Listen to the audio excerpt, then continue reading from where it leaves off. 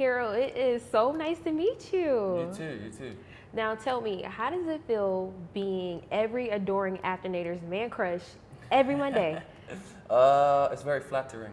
I appreciate it. Yeah, I don't know what to say. I don't know how to feel, but it's not the worst thing in the world. It's not. It's definitely not. Since the release of After and the Afternators just embracing you so well, what do you say is the biggest thing that has changed about your life? My availability. Ooh. Yeah, I'm just busy now, I'd say. I try not to let anything change that is within my control. So I just think it's just that I'm busy, and that's a good thing. Going to the malls can't be easy for you anymore. I never really loved shopping or going to the mall too much anyway, so it's that's not the biggest problem. But yeah, I'm definitely I do miss the ability to walk around certain places more freely. Since you're reprising your role as Hardin Scott, how do you feel like this role is challenging you as an actor the second time around?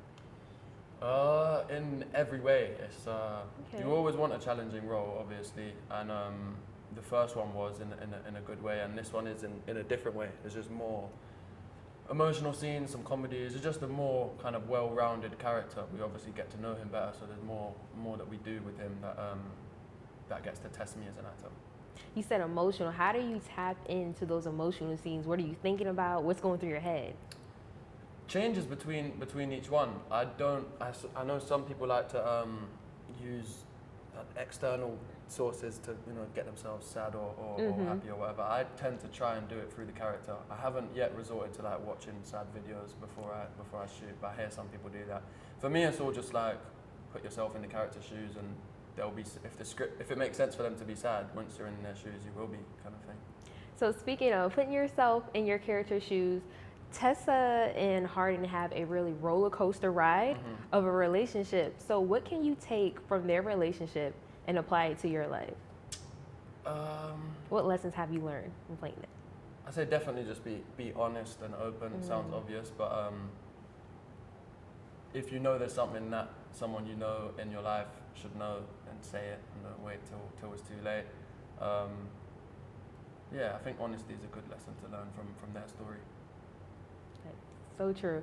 So in the first film, you mentioned the lake scene was one of your favorites or most interesting because of the snake scenario. Yeah. After reading the script, what scene were you just dying to shoot this time around?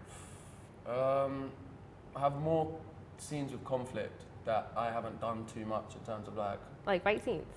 I wouldn't even say fight scenes, but like that kind of thing where you have a stunt coordinator, and that stuff for me is always cool to learn because it's just different. You don't do too much of it.